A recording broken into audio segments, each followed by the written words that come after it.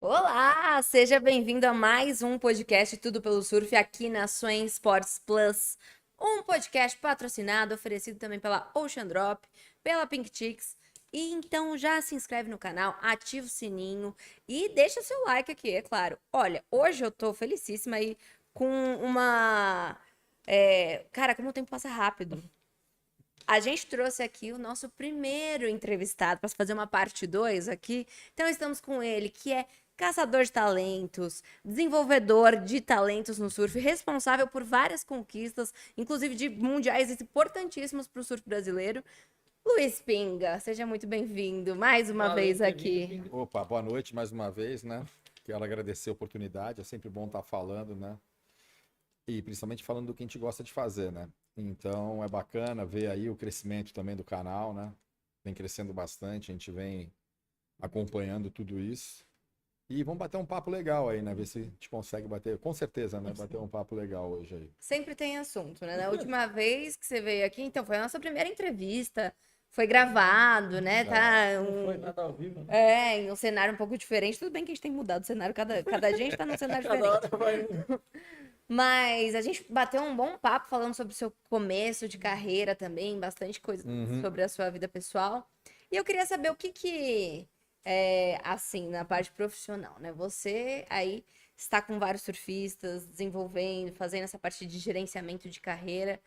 O que mudou de um ano para cá? A gente sempre procura evoluir, né? Então a gente procura estar sempre atento no que está acontecendo, né? Nas novidades que a gente vai vendo, procurando agregar novas coisas dentro do trabalho. 2024 foi um ano diferente, né? Pela contusão do João, né? No final do ano passado, a tomada de decisão do Felipe, né? No início do ano. Então acaba mudando um pouco, não o nosso foco, né? Mas acaba sendo um ano um pouco diferente, né? E muito ensinamento, né? A gente aprendeu muito com as duas situações, né? O acidente do João trouxe para a gente uma experiência, né, diferente, né? De você lidar com uma situação nova, né? Eu já tive situações anteriores com contusão, com tudo isso, mas o grau ali foi bem diferente de tudo que a gente já tinha vivido anteriormente, né? E a decisão do Felipe mostrou muito pra gente que você tem que se preocupar realmente com a cabeça, procurar estar sempre feliz, né? Isso mostrou mais uma vez pra gente que esse é um ponto muito importante, né? De você estar bem consigo mesmo para você tocar as coisas e as coisas acontecerem da maneira que a gente quer, né? A gente viveu muito isso em relação ao Felipe nesses últimos 3 anos, né? Depois da pandemia, depois da situação que ele passou em 2019, 2020, né? E o enjoy the process, né? De curtir o processo. Então isso mostrou pra gente que, poxa, o que levar uma pessoa, né?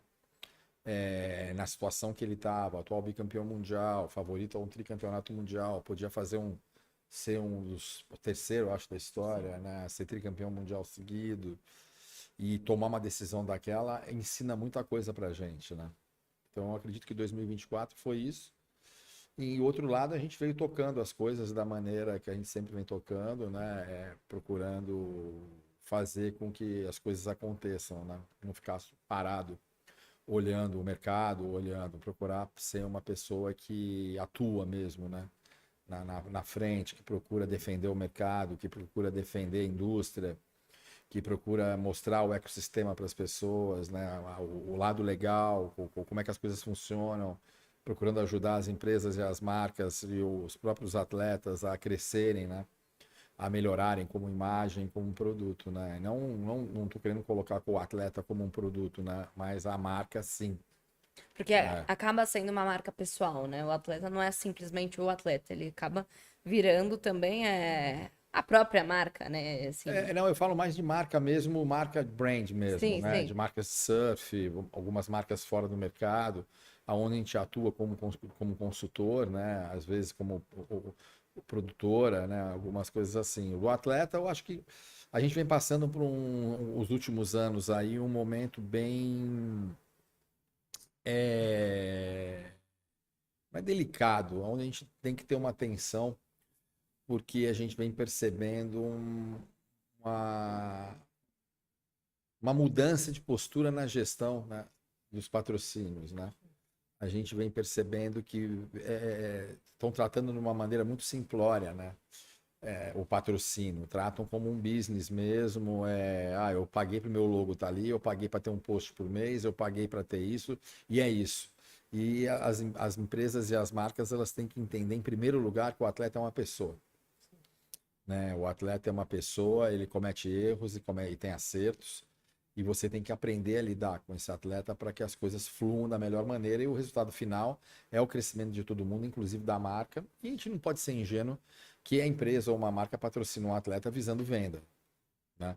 Mas eles têm que entender que o patrocínio esportivo, falando do atleta, ele é diferente. A maneira de você, o teu approach tem que ser diferente, o teu tratamento tem que ser diferente. Você tem que começar a entender que muitas coisas funcionam para todos, mas aos poucos você vai começando a entender como funciona cada um e você vai aprendendo a lidar com cada um. E eu vejo que a gente vem perdendo muito isso no mercado de uma maneira geral, né? Hoje mesmo eu tive a oportunidade de tomar café da manhã com uma pessoa muito influente dentro do mercado esportivo, né? Da indústria esportiva de maneira geral, e a gente trocou uma ideia sobre isso. A gente falou, caramba, as empresas hoje estão pegando o departamento de marketing esportivo, que é super importante dentro de uma empresa, e estão colocando embaixo do guarda-chuva de outras áreas do marketing. E o marketing esportivo só tem a perder. Então eu acho que isso é perigoso, porque as empresas vão começar a ir simples e puramente no número, né? Eles vão perder um pouco a noção do valor agregado, que é você patrocinar um bom atleta, você patrocinar uma boa pessoa, você associar sua marca à imagem de uma pessoa, né? Diferente, né? Formadora de opinião de verdade, né? Que não é rasa.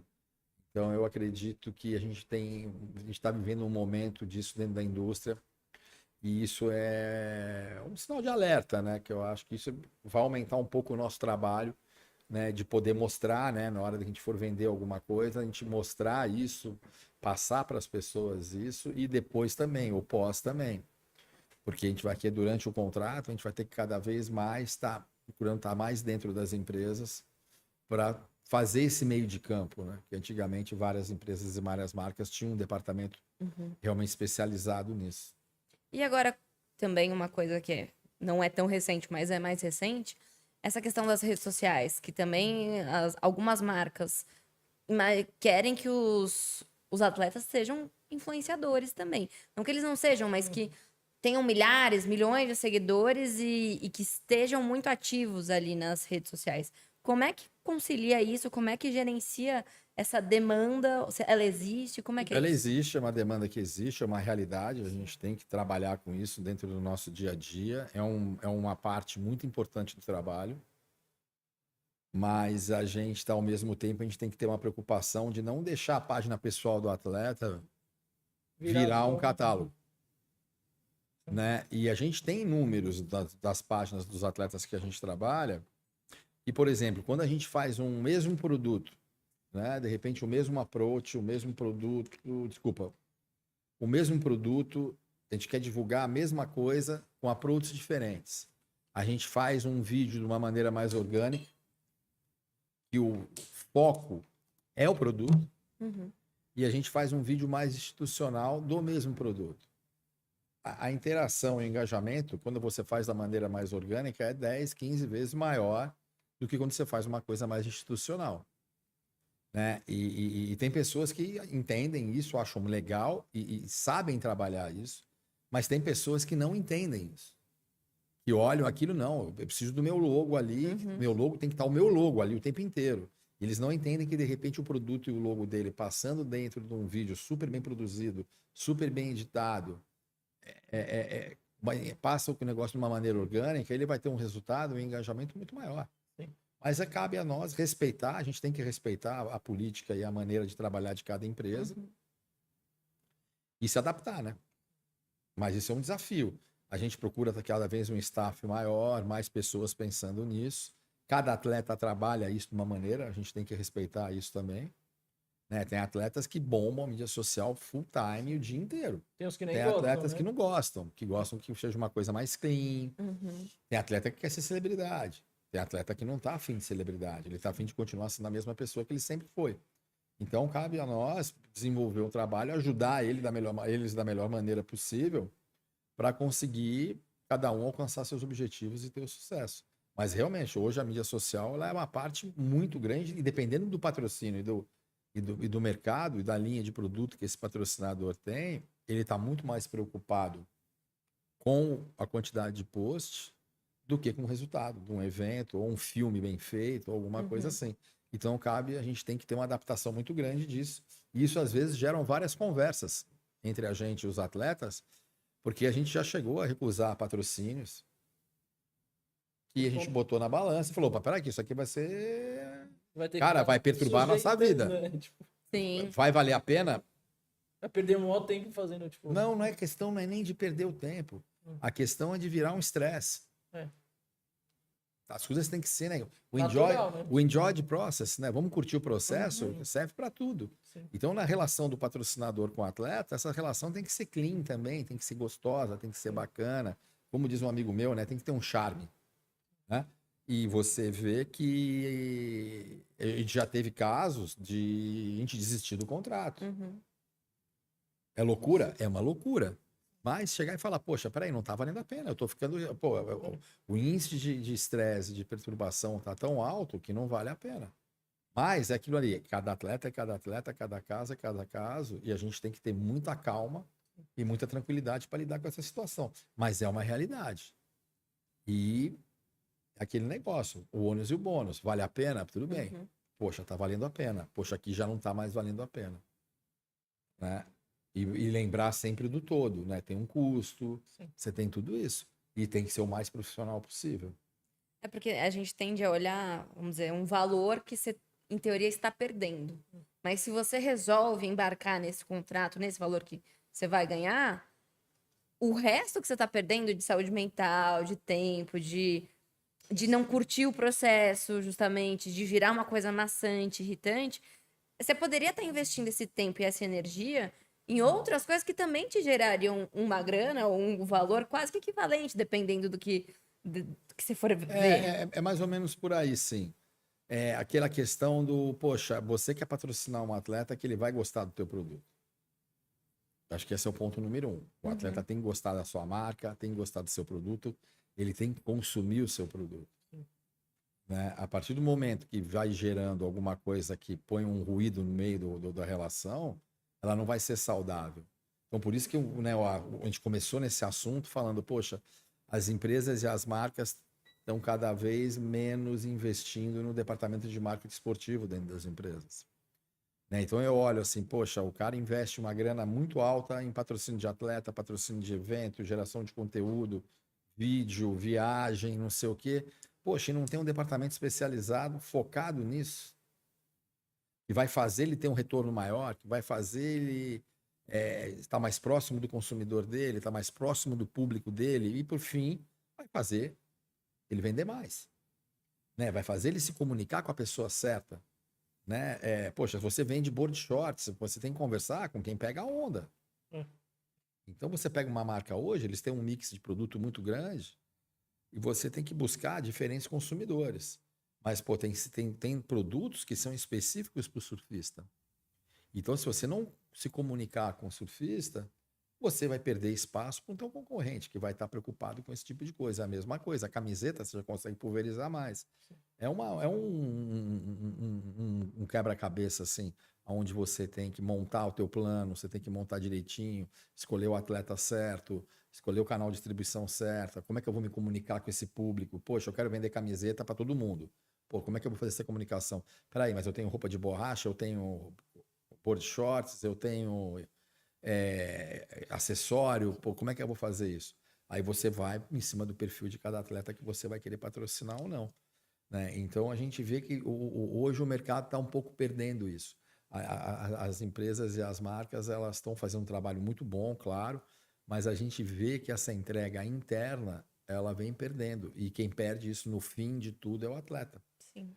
Porque ele acaba, o trabalho dele, para os patrocinadores deles, pode ser um pouco prejudicado em relação a isso. Não, ele pode estar fazendo um trabalho muito bom, mas a empresa e a marca que patrocina ele não tem um departamento especializado nesse tipo de trabalho, o que acaba dando uma prejudicada no trabalho num todo, né? Porque vem dali, né, a fonte. A né? marca não é simplesmente patrocinar, Sim. ela tem que fazer o lado dela. Né? A empresa e as marcas, as empresas e as marcas têm que lembrar disso. Pô, peraí, eu aprendi muito isso na empresa, na marca que eu trabalhei muito tempo, que ele falava, pô, você vai contratar um atleta, é 100 mil para ele, 100 mil de número fictício, né? 100 mil para ele, 100 mil para divulgar ele. Porque você vai gastar com ele roupa, botar ele para viajar, fazer produção de foto, preparar ele, fazer um treinamento para o cara, para a menina, fazer isso. Então, é um contexto, não é simplesmente pagar o salário, dar 10 peças por mês E largar lá, né? e mandar o adesivo para ele botar na prancha e ficar esperando que ele produza conteúdo, ficar esperando que ele faça os posts, não passar nenhum tipo de direcionamento. Então, isso é importante. Né? Eu estou tocando nesse ponto porque as pessoas têm que entender que é importante os dois lados. Da mesma maneira que o atleta é cobrado para fazer A, B e C, a marca também tem os deveres e obrigações dela, né? Para cumprir. Peraí, eu vou patrocinar o João. Pô, legal. O que o João vai me dar? O que eu tenho que fazer? O que eu posso fazer? Qual espaço que eu vou ter dentro do programa dele? Como é que eu posso fazer as coisas? Então, é os dois lados. Você fazer, opa, peraí, eu entrei ali, entrei num evento. Caramba, o que eu posso fazer no evento? Quem vai no evento? Onde é o evento? Qual o público? O que é meu melhor cliente? Eu vou levar cliente para assistir o evento? Vou. Caramba, vou levar quem aqui do escritório da empresa? É um todo. Como é que eu vou absorver? Como é que eu vou capitalizar melhor o meu investimento? Porque na maioria das vezes o que acontece? A marca vai lá, patrocina o atleta ou a atleta, manda o adesivo, manda a roupa e pronto. Aí chega no final do ano, pô, não foi legal. Não dá nem direcionamento, nada. Hein? E nem cria conexão, né? Exato. Ah, puta, ele caiu do... Nossa, ele caiu do WCT, tchau. Opa, peraí. A história é muito maior. Sim. Né? A gente tem que contar a história. Né? A gente tem que contar a história. Né? Peraí, não interessa. É a história dele. Poxa, 5, 10 anos, 15 anos de relacionamento, você vai ter uma história para contar. Né? Que aí você vai ter uma história bonita, vai agregar produto, vai agregar valor à marca, vai agregar tudo isso. E, bom, no começo da nossa conversa, você estava comentando sobre a saída do Felipe esse ano, né? Essas idas e vindas. E eu queria saber se mudou a forma, saber mais detalhadamente, se o approach, assim, com os outros atletas, depois dessa luz, assim, que o Felipe deu em relação à saúde mental e ao preparo psicológico mesmo, se mudou um pouco a maneira da equipe multidisciplinar funcionar em relação aos outros atletas. Olha, a gente vem desenvolvendo um trabalho já há bastante tempo com o Dr. Marcelo, né, lá do Instituto Mar Azul. Né? Então, a gente já tem uma preocupação com eles desde quando a gente visualiza já algum sinal, algum gatilho, né, que é hoje a palavra que usam, né? A gente procura mandar a criança para psicóloga, mais para a gente entender o que pode vir, o que não pode vir. Às vezes a gente chegou já a mandar pai e mãe, os pais irem conversar com a psicóloga. A gente já chegou a levar um irmão de um atleta já para trocar uma ideia. Isso mostra para a gente que esse acompanhamento ele tem que ser realmente tempo integral. Né? Ainda mais num esporte individual, né? Onde a cobrança é muito grande. Né? E a derrota, o seu percentual de derrota ele é maior que o de vitória em 99% dos casos. Né? Eu acho que a média aí dos atletas mais vitoriosos em esportes individuais é algo em torno de 56%, 62%. Eu posso estar errado. Então, isso mostra que é importante ter esse acompanhamento. E aí eu acredito que esse acompanhamento Hoje a gente tem as equipes, elas são praticamente separadas. Poucos profissionais trabalham com 2, 3 Sim, sim. atletas, né? E essas equipes, psicólogo, essas coisas, cada um tem a sua. É claro que a gente tem a doutora Lu, que ela trabalha com 3, 4, 5 atletas. É uma profissional já com uma experiência bem grande, principalmente no trabalhar com surfistas. Mostra que, poxa, tem que ter, e tem que estar atento, e tem que respeitar. Né? Você tem que respeitar o momento e a situação, né? Opa, peraí. Porque a gente está falando de um atleta que de um nível muito alto, né? E que campeão mundial, ele tem o direito, por mérito dele, de chegar e falar, poxa, eu preciso ficar um ano afastado. E ele volta na mesma condição. Né? Então, são situações distintas. Uhum. Né? De você pegar um atleta hoje que está entrando, está numa transição, um atleta hoje que não está vivendo um bom momento. Essa tomada de decisão, ela é mais difícil de ser tomada. Não que essa do Felipe não tenha sido, foi muito difícil. Foi muito difícil e foi muito acertada, né? Pelas conversas que ele com a gente, que ele fala, uma decisão muito acertada da parte dele.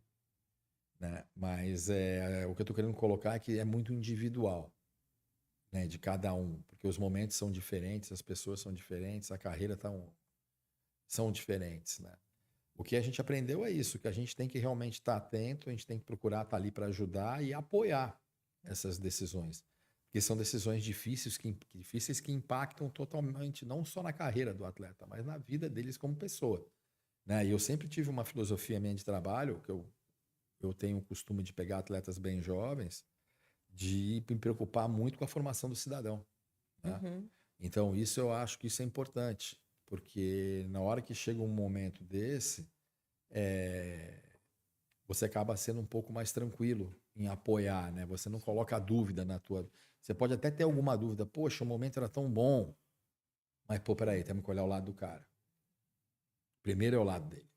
Primeiro é a saúde dele. Primeiro é a paz dele, de espírito. É ele se renovar, se regenerar e tudo isso. Então, isso mostrou mais ainda pra gente, que a gente tem que não forçar, mas a gente tem que implementar mais, a gente tem que estimular, acho que é a palavra certa, nesses garotos mais jovens. E procurar pessoas realmente capacitadas para fazer isso. Não qualquer pessoa que aparece ali. Não, peraí, poxa, eu preciso de procurar uma ajuda aqui. Quem que eu vou conversar? Ó, tem esse aqui, tem esse aqui, tem esse aqui. Vai lá conversar e ver qual que vai se adequar melhor ao que você precisa de momento. Né? Porque eu tenho um atleta meu e ele estava com problema, a gente procurou uma psicóloga períssima, referência, mas ela não funcionou. Não deu tão certo assim, né? Porque não era o que ele precisava para o momento. Entendi. No momento, ele precisava de uma pessoa para ajudar ele mais no lado pessoal dele, não no lado atleta, no lado profissional.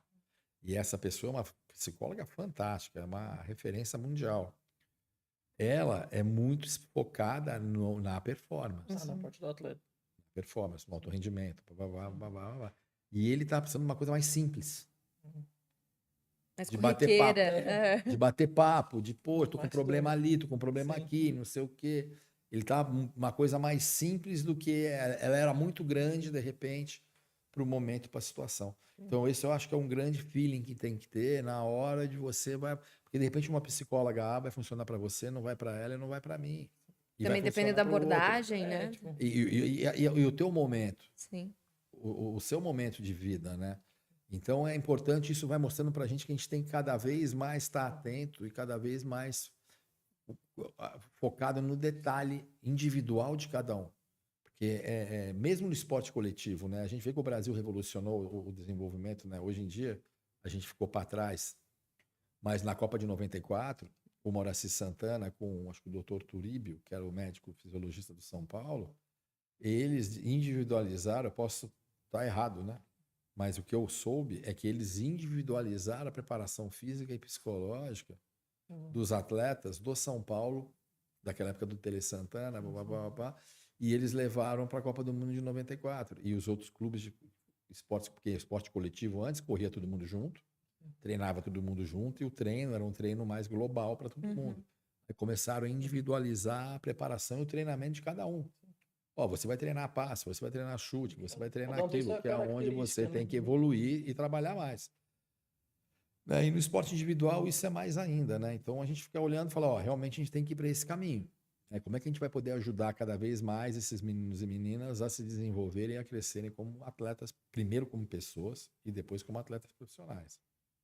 E aí que é a diferença de você entrar numa empresa, numa marca, onde tem um departamento de marketing esportivo, aonde tem esse entendimento, que não vão te tratar como um produto, não vão te tratar como uma peça ou simplesmente uma ferramenta de venda. É claro que no final a gente sabe qual que é a realidade do mundo. É claro que é uma ferramenta de venda, mas o approach, o tratamento é diferente. Você não está negociando uma página de revista antigamente, um banner no site, ou uma mídia outdoor, ou um jingle na rádio. Você está conversando com uma pessoa. Ela tem seus momentos tristes, seus momentos felizes, elas têm altos e baixos. Então você tem que ter essa maleabilidade, essa habilidade de lidar, né? Cada um é de um jeito, né? Tipo, Cada um é de um jeito. Isso daí você vai aprendendo cada vez mais. Não tem uma receita pronta, né? Pra fazer essa é tem a fórmula do uma, sucesso. tem uma referência. sim, é. Aí você vai ter que adaptar essa Pra tua cada um, né? referência em cima da personalidade de cada um. Né? E A referência necessidade, né? no desenvolvimento é mais fácil você trabalhar com uma referência. Não existe fórmula mágica. Existe trabalho. Né? Tudo isso que a gente está falando é uma metodologia e trabalho. Então você botar a criança na escola, ajuda. Quando eu falo na escola, é ir na aula na escola, não EAD. Quem quer colocar o filho no EAD, eu respeito. Não estou aqui para julgar ninguém. Mas a minha experiência de vida e a minha experiência profissional mostra para mim que, na grande maioria dos casos, a pessoa que frequenta a escola, ela se desenvolve melhor e ela aprende a lidar melhor com as situações que a vida vai trazer para ela. É porque tá convivendo com todo mundo. que é, Socialmente, né? né? Falando. que é conviver socialmente, que é O computador ela não vai conviver com entender ninguém. as diferenças, né? Uhum. Entender as diferenças, Sim. entender, sofrer bullying, Lidar com conflitos. lidar com conflitos e tudo isso. E você colocando uma criança, eu acho que no EAD, você está privando ela de uma das fases mais legais da vida da pessoa, que é a escola. Sim. Né? Então, eu vejo muito por esse lado. E isso faz parte do desenvolvimento. Então, você tem escola, você tem um inglês, que depois de certa idade você já pode colocar a criança, você tem a aula de natação, que é importante.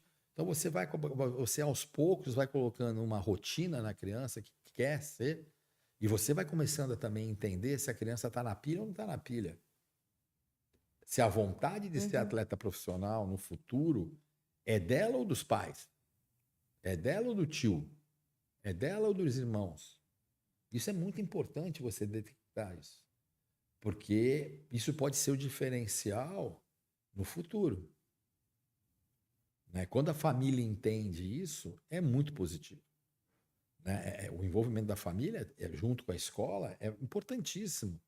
Porque é ali que vai mudar a ética, vai mudar o caráter, vai mudar as referências, né? Que vem dentro de casa são importantíssimas. Então é uma soma de fatores, né, que envolve tudo. Né? E eu vejo isso como pode ser até a parte mais fácil. Porque é a parte criança, deixar ser criança, ir para a aula, estudar, brincar, a família se envolver. Qual é o tipo de envolvimento da família? Né? Essa é uma coisa que é super importante, que isso pode gerar uma pressão na criança. Né? Eu, no meu curso, eu pergunto para os pais, eu tenho muitos pais que são alunos do meu curso. E eu pergunto para eles, se vocês já se perguntaram alguma vez para vocês se o filho de vocês tem vergonha de competir? Pelo comportamento que vocês têm durante a competição que seu filho está competindo? Porque a criança tem vergonha e às vezes a criança não fala nada. E o pai, a mãe e o tio vão lá e dão um show na frente da criança. E a criança se incomoda, mas ela não fala nada.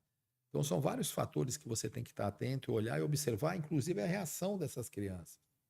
como eles reagem? Opa, aquele ali sentiu mais, aquele ali já não sentiu. E eles mesmos vão dando sinais de quem, ó, aquele ali tem mais chance, aquele ali tem. Eu aprendi, né, com a minha experiência, por exemplo, eu olho o resultado, é claro, na categoria de base, mas eu olho a evolução e desenvolvimento bastante também. Como é que foi o nível de evolução de habilidades de surf, não de resultado. Porque às vezes a criança ela vai explodir em termos de resultado mais velhas. E tem as crianças que são mais precoces, né? A gente tem exemplos, pô, claro, o Julian Wilson, o próprio Ítalo, eles explodiram mais tarde. Você tem a precocidade, o Adriano, o Gabriel, o Felipe, precocidade, né? Então, tudo isso envolve. Então, por isso que você tem que estar muito atento ao ambiente, muito atento ao detalhe, ao que acontece, aonde, com quem as crianças convivem. Aí é a parte mais fácil. Aí a parte mais difícil é quando ela vai ganhando maturidade, vai vindo, é onde vem os conflitos. Aonde vem os conflitos individuais de cada um, né? Ah, putz, eu não sou bom. Ah, eu não sei o quê. Aí vem uma série de derrota. Como é que vai lidar com a série de derrota? Aí você tem que entender, peraí, mas por que ele está perdendo? Por que ela está perdendo? Da onde que tá vindo isso, né? Por que está perdendo? Por que está ganhando? O que está acontecendo de diferente? O que mudou no dia a dia? O que mudou na rotina? Então é muita coisa, né? É um trabalho muito minucioso, né? É um trabalho muito minucioso. Graças a Deus, eu trabalho com pessoas muito bacanas, né? Que a gente conseguiu criar, para que a gente vem ajudando os atletas a criarem os seus núcleos, né? E eu tenho uma pessoa que trabalha próxima de mim, que eu converso sempre que eu posso, que é o Dr. Marcelo. E a gente vem já junto com esse trabalho aí, acho que desde 98, se eu não me engano. E a gente vem conseguindo ter bons resultados, né? Eu acredito muito por causa dessa calma e dessa tranquilidade de a gente lidar com as situações diferentes que vem acontecendo. Inclusive, Dr. Marcelo já esteve Veio aqui aqui, né? também. Foi uma das entrevistas mais longas que a gente já fez aqui no canal. Pesquise aí, que você não vai se arrepender. Que, olha, eu curti muito Eu sou Vanessa. suspeito para falar Nossa, dele, né? Mas sensacional. é uma pessoa incrível, é um Sim. profissional altamente qualificado, sabe? É um cara muito calmo para. É o que a gente sempre fala, né? Não tem fórmula mágica, né? Eu tenho uma coisa muito minha, que eu penso simples. Eu tenho uma situação, qual que é a maneira mais simples de eu lidar? Como é que eu vou lidar com essa situação da maneira mais simples? e resolver, E né? resolver ela. Eu penso dessa maneira. E, bom, a gente estava falando aqui dessa questão da importância da formação do cidadão mesmo. E a gente tem trazido muitos surfistas muito jovens aqui também no canal. E uma galera que às vezes você vê assim, e como é que funciona essa dinâmica com a escola? Né? Muitas vezes não consegue conciliar direito a presença na escola por conta das viagens, por conta dos campeonatos. Porque, tudo bem, tem essa questão do EAD e tal, mas como é que faz para conciliar? Como é que. Planejamento. Simples. Planejamento e prioridades. Vamos falar de que idade? Uma sugestão. Qual idade vocês? 10, 12, 11? Acho que é isso. Legal. Um menino e uma menina de 10, 11 anos de idade, elas não precisam de competir todo final de semana. Senão deixa de ser brincadeira. Sim. Então, a gente já faz prioridade. Vai competir o circuito da tua cidade. Sim. Você vai competir o do teu estado. E talvez o nacional. Dependendo da idade, na minha opinião pessoal, eu acho que às vezes não tem necessidade. Né? Até certa idade eu não vejo muita necessidade. Porque vamos planejar, porque a gente tem que pensar na escola, a gente tem que pensar e lembrar que são crianças, elas têm que ser tratadas como criança. Eles não podem ser um mini pro. Né? Às vezes a criança, pela personalidade dela, ela leva tudo de uma maneira leve e ela tem uma postura profissional, às vezes muito melhor e muito mais positiva que muito atleta profissional. Eu estou falando isso geral, não estou falando só do surf, não.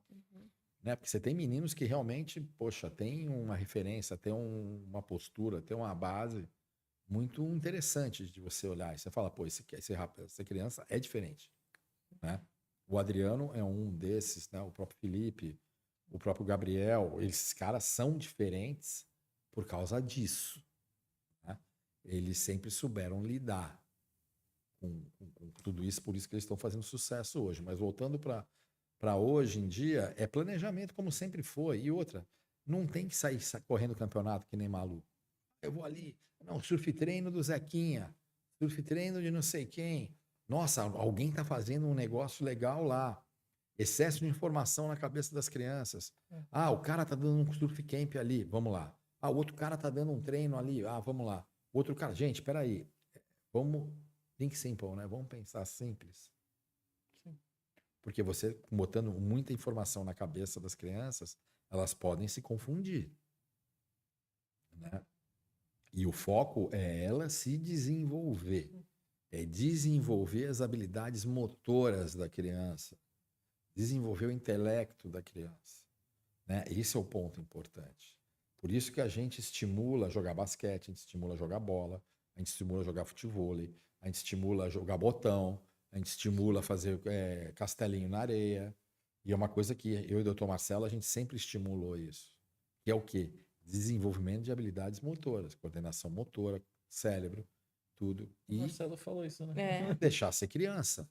E isso até certa idade é muito importante.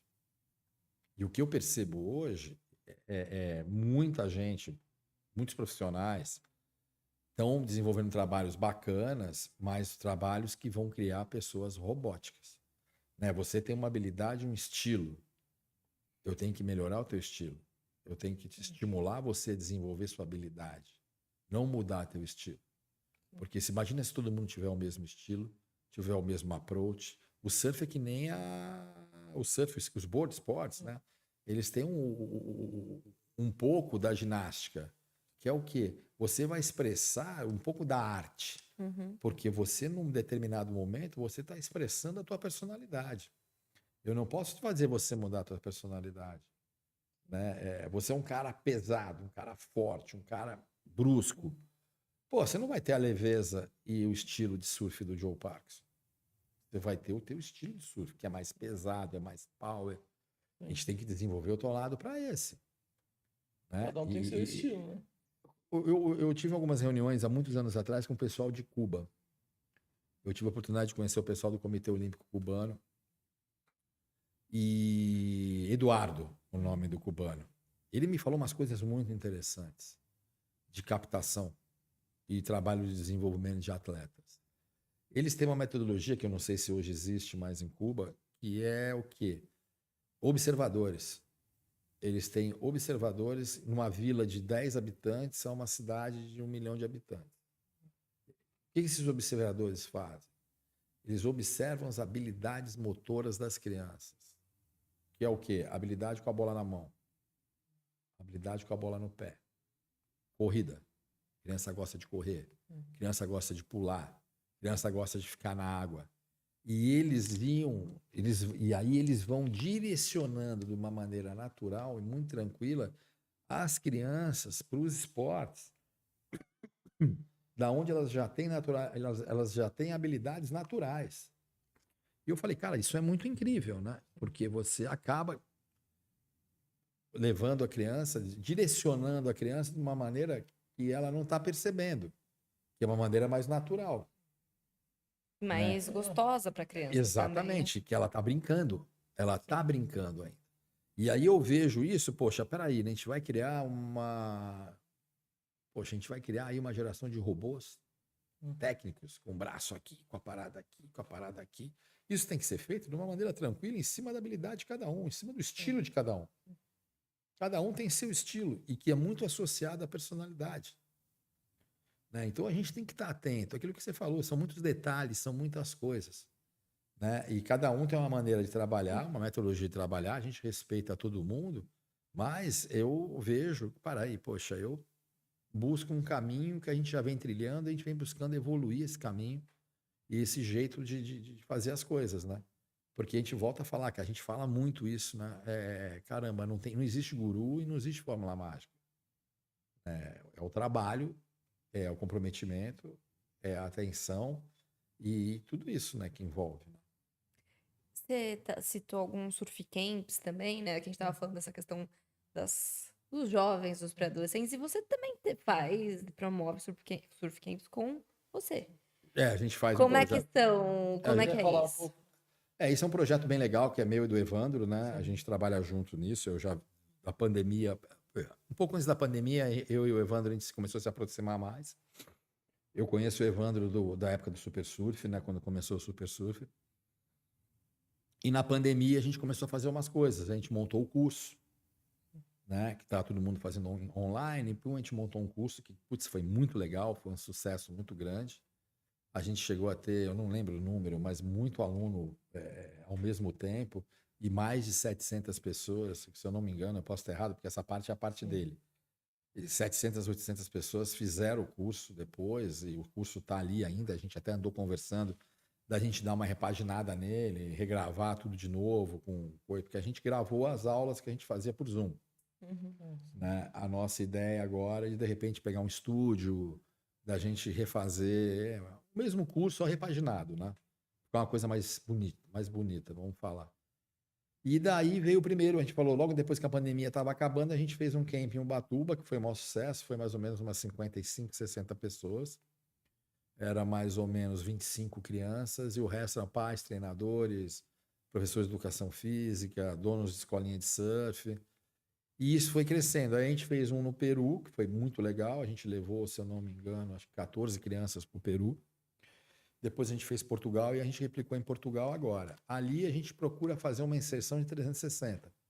Né? A gente faz a parte técnica dentro d'água, a gente fala tática de bateria, a gente fala de parte técnica também, faz videoanálise também, todos os dias, né? Mas a gente também guarda um tempo para a gente falar um pouco do todo. Da importância da preparação psicológica, da importância de ter atenção com uma página no Instagram, da importância de treinar, né? E da importância de entender de prancha. A gente fala de prancha, a gente fala de equipamento, a gente fala de planejamento. A gente pega um menino, por exemplo, a gente pegou um menino agora, que é um menino muito bom, europeu, né? A gente usou ele como um exemplo e a gente no quadro montamos um planejamento de carreira para ele, para as crianças verem. Tinha, acho que um treinador e 2 pais lá esse ano só, a maioria era aluno. E a gente chegou a ter 15 no total, eram só 3 brasileiros, né? Vai do mundo inteiro? Vai do mundo inteiro. A gente só tinha 3 brasileiros, aí tinha uma menina argentina muito boa, aí tinha uma menina italiana, aí tinham 2 meninos que competem pela Itália, aí tinha um menino inglês, tinha inglês, Portugal tinha também, né? uns portugueses, tinham dois. Eles moram a maioria em Portugal, né? Mas eles são alemães, que eles acabam indo para Portugal por causa do tempo, do clima, né? Mas é muito legal, uma experiência muito interessante. A gente aprende muito, né? Porque são culturas diferentes. E a gente percebe que eles absorvem muita informação que a gente passa. Eles estão ali para prestar atenção, eles prestam atenção. E geralmente a gente consegue ver um resultado logo após, né? Porque a gente não vai conseguir mudar nada em 10 dias, né? Mas a gente consegue ajudar. Então a gente viu, pô, os 2 meninos alemães foram competir na piscina no Campeonato Alemão. Os 2 conseguiram ir para a final, fizeram um resultado. O menino pequenininho que estava ali, que não ia nem competir no nacional português, o pai estava preocupado, um cara muito bacana, o pai desse menino, super focado. O menino mais novinho, né? Ele ia competir na Sub-12, ele tinha 9 ou 10 anos, o menino foi em segundo lugar. Né? Então a gente vê que a gente vai ajudando, que nem quando a gente foi para o Peru, a gente fez todas as finais, teve uma etapa do circuito peruano ali, né, amador, e os meninos ganharam praticamente todas as categorias, a gente colocou todo mundo voltou para o Brasil com um troféu. Né? Então, quando a gente vê isso, é muito gratificante. E eu acho que a gente também tem uma oportunidade muito grande de conviver com essas crianças. Entendeu? Isso é um ensinamento muito grande. Eu sempre usei muito isso. né? Para você ver como é que está acontecendo as coisas, o que está mudando, qual a diferença tentar entender a diferença de uma geração para outra, né? É uma troca muito É uma grande. troca muito grande. E toda a equipe gosta muito, né? E a gente trabalha geralmente com o mesmo time, né? Que é o Evandro com a esposa dele, vai o Dada, que trabalha comigo já há praticamente mais de 20 anos. E a gente contrata um rapaz lá em Portugal que trabalha com a gente, que é um local lá de Peniche, que trabalha com a gente para filmar também. A gente usa a estrutura do Peniche Surf Club, né? Que é um centro de treinamento muito legal que tem lá em Portugal. E isso é uma coisa muito interessante. E a gente tinha uma oportunidade de ter feito um segundo lá agora, mas eu não quis fazer por causa de tempo. Eu falei, não vamos ficar 20 dias em Portugal, vamos voltar. A gente faz o outro ano que vem. E também não vamos fazer virar uma coisa que tem toda hora. Vamos fazer ser uma coisa especial. Vamos manter isso como uma coisa especial para a gente também. Porque para mim é legal porque eu faço o ano inteiro no alto rendimento, né? O ano inteiro ali. Eu trabalho com o Yuri, com o Brian e com o Matheus, mas minha rotina ela é no alto rendimento ali, né? Com o pessoal lá. Então, quando a gente vai lá e convive ali com essas crianças, antes eu ia mais, eu tenho que voltar a ir mais nesses campeonatinhos amadores. Sim. E quando eu vou, eu não falo para ninguém que eu tô indo. Eu vou, chego ali, fico de canto, vou de quebrada, fico só olhando. Fico olhando os moleques, vejo as baterias, vou ali, assisto uma, duas baterias, vou embora, volto, assisto mais duas, três baterias, para eu ver o que está acontecendo. E ninguém me induzia a nada. Eu vou lá ver, ter a minha visão e procurar entender as coisas da minha maneira de entender, né? Sem procurar ser o máximo possível, o mínimo possível influenciado quando eu ver alguma oportunidade ali de algum menino que eu acho que, poxa, ali vale a pena trabalhar. Né? Pra ter uma visão limpa, né? Vamos dizer assim, né? Que não Porque aí você vem começa. fulano, Não, porque aí você começa a estudar. Sim. Aí você começa, pô, mas o moleque é da onde? Sim. Muitas vezes eu vou dar um exemplo de um menino que hoje ele está competindo na Taça Brasil, no Dream Tour, que é o Gustavo Ramos. O Gustavo Ramos, eu vi ele surfando a primeira vez, que eu trabalhava na Oakley, eu fiz um campeonato de vídeo. Aí o tempo que eu estava em casa, um sábado, aí eu tinha recebido os vídeos, não tinha nem começado ainda o campeonato, a gente não tinha nem baixado ainda, nada. Aí eu comecei a olhar uns vídeos, pum, pum, pum, aí eu olhei o do moleque, eu falei, caramba, eu voltei nele. Eu assisti umas 3, 4 vezes o vídeo, seguido, tum, tum, tum, tum. Aí eu falei, caramba, de onde esse menino é, né? Aí eu comecei a olhar onde? Prancha. Qual é a marca de prancha que ele usa? Aí a prancha era de Santa Catarina. Eu falei, pô, essa fábrica de prancha é de Santa Catarina. Eu já peguei, liguei num amigo meu, falei, e aí? Vou te mandar um negócio aqui pra você olhar pra mim. Descobre quem é esse moleque pra mim, o nome. Aí a gente começou a buscar de onde ele é, não sei o quê. Eu descobri de onde ele era, já consegui o contato do irmão. E na minha, não fiz nada. Aí ia ter um Hip Cool Grom Search em Saquarema, se eu não me engano. Eu fui, falei nada pra ninguém, peguei, fui, cheguei lá, olhei, observei e vim embora. Aí eu liguei pro irmão depois. Tudo já estava engatilhado ali. Eu já tava com a parada na minha Pensando, cabeça. Eu né? liguei pro irmão, falei, aí, legal, babá, pipi. Aí eu falei, então, vai ter a próxima etapa do Hip Cool lá em Itamambuca, né? Aí ele falou, vai. Aí eu fui também. Aí eu falei, não, eu vou lá olhar. Aí eu fui, já troquei uma ideiazinha com o irmão. Não, legal, o que teu pai faz, tua mãe, não sei o quê. Você trabalha com o quê? Bom, Saber todo o entorno, né? Foi mais ou menos uns 8 meses a um ano eu observando o menino para começar a trabalhar com ele. É um trabalho muito minucioso. Porque você tem que entender que, poxa, Todo o entorno dele, né? são muitos. Sim. Então você tem que entender realmente a oportunidade, né? Se pudesse, dava oportunidade para todo mundo. Né? Dava oportunidade para todo mundo. Mas infelizmente a gente não tem como dar oportunidade para todo mundo. E hoje a gente tem cada vez menos marcas patrocinando os meninos, né, e meninas. Então, hoje o mercado está bem difícil para patrocínio. E a gente tem muito poucos eventos de base bons, né? E muitas poucas marcas patrocinando realmente de verdade, né? Você vê, manda lá uma roupa, manda lá não sei o quê, poxa, mas isso aqui. Aí eu falo, gente, vocês não estão entendendo. Esse é o custo de uma criança para ela competir, o mínimo. Para ele correr o campeonatinho, ou ela da cidade e do estado. E se ele se qualificar para o brasileiro amador, é uma meritocracia que a gente tem que ajudar. Porque se ela conquistou a oportunidade, ela tem que ir. E faz parte do plano dela, né? Porque, por exemplo, do Matheus, a gente nunca teve o brasileiro amador como parte do plano dele, até hoje. A partir de agora, pode mudar. Mas até hoje a gente nunca teve o foco. A gente teve muito mais o foco no desenvolvimento dele como criança. Ele competiu na cidade dele, foi correr um campeonatinho no Peru, foi outro no Chile, outro no Equador. Aí volta, vai viajar quando dá, quando não dá, e focada na escola. Agora as coisas podem mudar. Né? Mas é isso que as empresas e as marcas têm que entender. Esse custo, eles não vão para a criança.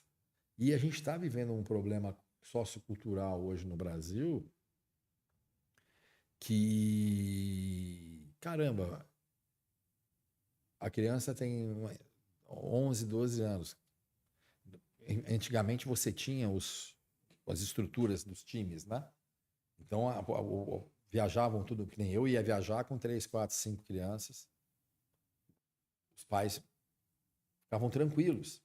Hoje em dia, nenhuma marca hoje tem essa estrutura que pode pegar uma criança de 11, 12 anos e levar para o Nordeste para competir e trazer de volta, que você sabe que vai estar tranquilo, porque a pessoa é responsável. Hoje em dia, as empresas e as marcas não têm essa estrutura. Só que isso acontece o quê? Vai ter que ir o pai e a mãe.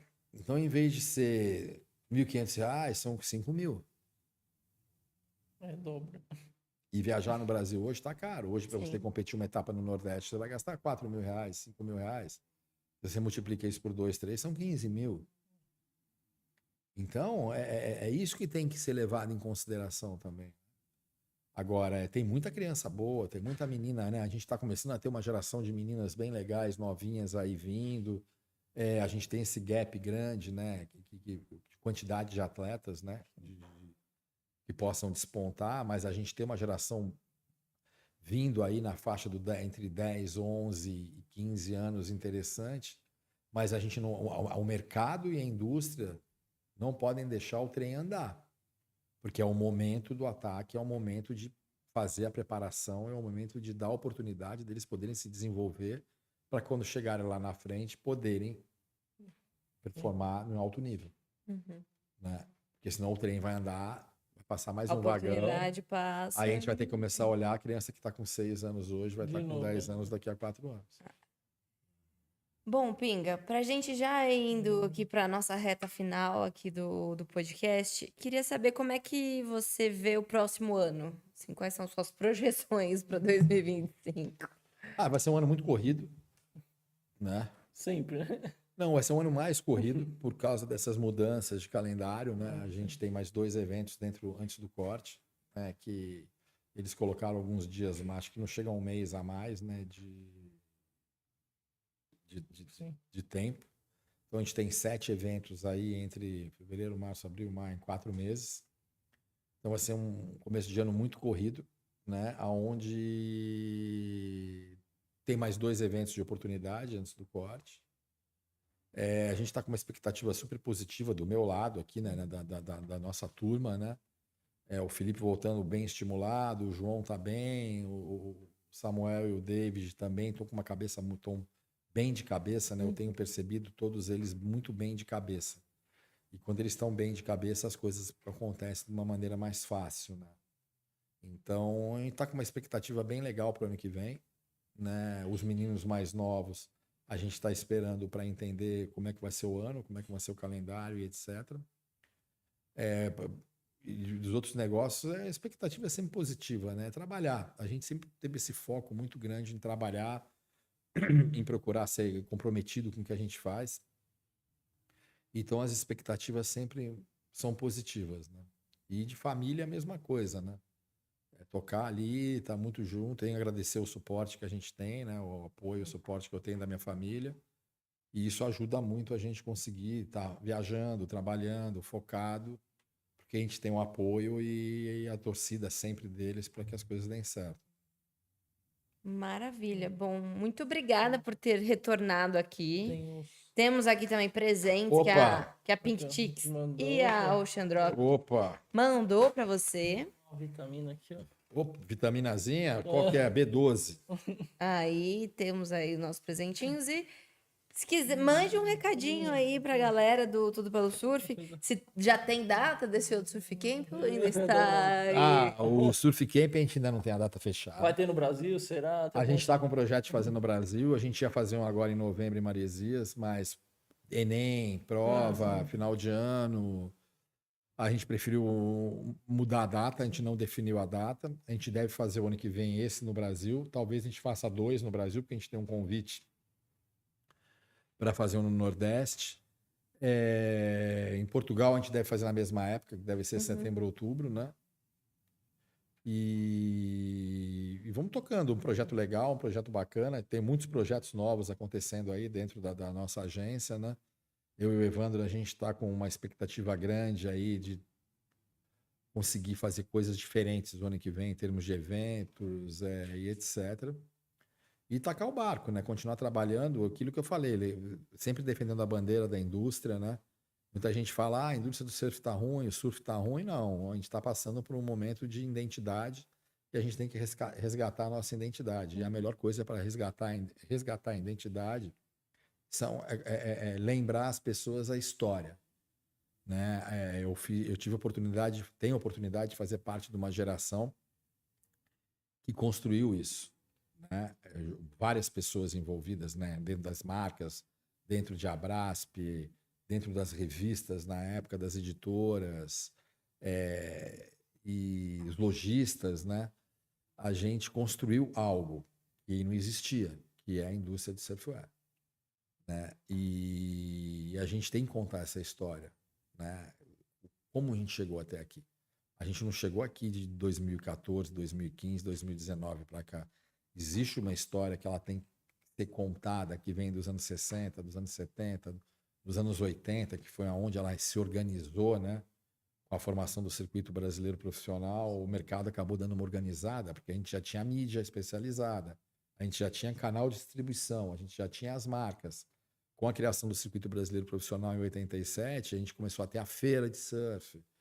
As marcas todas tinham um time, né? Você ia na praia numa etapa, né? do circuito brasileiro profissional, todas as marcas tinham uma barraca legal com equipe, distribuindo adesivo, brinde. Pô, era um festival. Né? Então, eu acho que a gente tem que contar essa história, a gente tem que resgatar esse feeling. Né? E entender da onde a gente veio, para a gente conseguir entender aonde a gente quer ir. Exatamente. Bom, Pinga, a gente tem muita coisa ainda para... Eu acho que a sua visita Parte aqui tem três. que ser, assim, semestral. Vamos ao máximo. Parte Porque Não, tem exagero. muita história, muita coisa, e acho que sempre tem algo a acrescentar e a gente entender qual é o panorama geral do mercado e do surf no momento, né? E tudo é muito dinâmico, vai mudando. Muito obrigada por ter Valeu, vindo Não, mais eu uma agradeço. vez. Só uma coisa, a gente tem que lembrar que, poxa, a gente está vivendo um momento fantástico.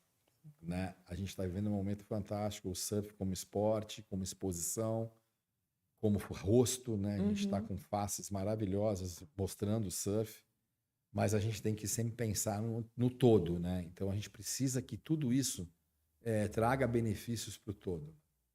E que se mantenha também dessa Que maneira. que o ecossistema funcione de uma maneira estável e sólida como um todo. Bom, muito obrigada a vocês também que nos assistiram até aqui. Se inscreve no canal, ativa o sininho, segue a gente lá no Instagram, @tdpelosurf, segue o Pinga também, né? E fica ligadinho. Muito obrigada Valeu. e até a próxima. Valeu!